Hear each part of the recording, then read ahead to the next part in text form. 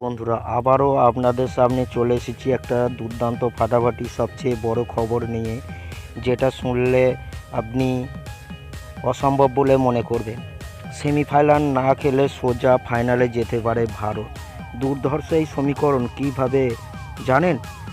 একটু অপেক্ষা করুন, সব সমস্যার সমাধান দেব আমি আরকে নিউজ থেকে। এবার লড়াই শুরু হবে নকআউটের। নির্ধারিত সময় অনুযায়ী সেমিফাইনালে ভারতীয় দল মুখোমুখি হবে ইংল্যান্ডের। আগামী 27 জুন ভারতীয় সময় রাত্রি 8টা থেকে গয়নাতে শুরু হবে এই গুরুত্বপূর্ণ ম্যাচটি। গত সোমবার সুপার 8-এর পর্বের শেষ ম্যাচে অস্ট্রেলিয়াকে হারিয়ে সেমিফাইনাল ভারতীয় দল। পাশাপাশি অস্ট্রেলিয়াকে হারানোর মাধ্যমে ওডিআই বিশ্বকাপের হারের দুঃখটা কিছু হলেও কমল টিম ইন্ডিয়ার। এদিকে সুপার 8-এর অন্য দুটি ম্যাচে আফগানিস্তান এবং বাংলাদেশকে হারিয়েছিল ভারত, যার পরিপ্রেক্ষিতে পয়েন্ট টেবিলের শীর্ষস্থান ধরে রেখেই টিম ইন্ডিয়া পৌঁছে গেল সেমিফাইনালে।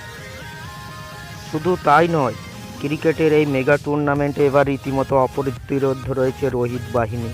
গ্রুপ পর্বের খেলাতেও অপরাজিত থাকার পর সুপার 8-এর পর্বে উঠে অপরাজিত থাকল টিম ইন্ডিয়ার দল। পরপর 3টি ম্যাচ জিতে তাই সেমিফাইনালের টিকিট কনফার্ম করে ফেলেছেন রোহিত শর্মার দল। এবার টি-20 বিশ্বকাপে দুর্দান্ত পারফরমেন্স প্রদর্শন করেছে টিম ইন্ডিয়া। উল্লেখ যে এর আগে 2022-এ টি-20 বিশ্বকাপের সেমিফাইনাল পর্বে পৌঁছে ইংল্যান্ডের বিরুদ্ধেই হেরে গিয়েছিল ভারত। তবে এবার অত্যন্ত সতর্ক হয়েই মাঠে নামবে ভারতীয় দল এবং তার প্রতিপক্ষরাও। এবার লড়াই শুরু করবে নকআউটের। নির্ধারিত সূচি অনুযায়ী সেমিফাইনালে ভারতীয় দল মুখোমুখি হবে ইংল্যান্ডের। আগামী 27 জুন ভারতীয় সময় রাত্রি 8টা থেকে গায়ানাতে শুরু হবে এই গুরুত্বপূর্ণ ম্যাচটি। একটা সমীকরণ উঠে আসছে, সবথেকে উল্লেখযোগ্য বিষয় হলো সেমিফাইনালের ম্যাচ না খেলে ভারত কিন্তু উঠে যেতে পারে ফাইনালে।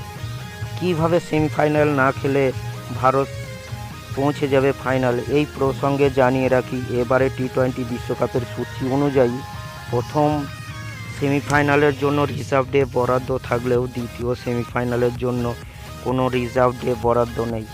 এমন পরিস্থিতিতে যদি দ্বিতীয় সেমিফাইনালের ম্যাচ বৃষ্টির কারণে বন্ধ হয়ে যায়, সেক্ষেত্রে সুপার 8 পর্বের সামগ্রিক ফলাফলের ভিত্তিতে নির্বাচন করতে হবে ফাইনালিস্ট।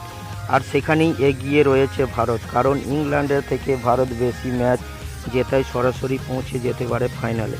তবে এমনটা আদৌ ঘটে কিনা তা সম্পূর্ণ নির্ভর করছে বৃষ্টি ও আবহাওয়ার উপর। আবহাওয়ার পূর্বাভাস অনুযায়ী জানা গিয়েছে আগামী বৃহস্পতিবার গায়ানাতে 88% বৃষ্টির সম্ভাবনা রয়েছে। তাই ভারী বৃষ্টিতে ম্যাচ ভেস্তে গেলে লাভ হবে ভারতেরই।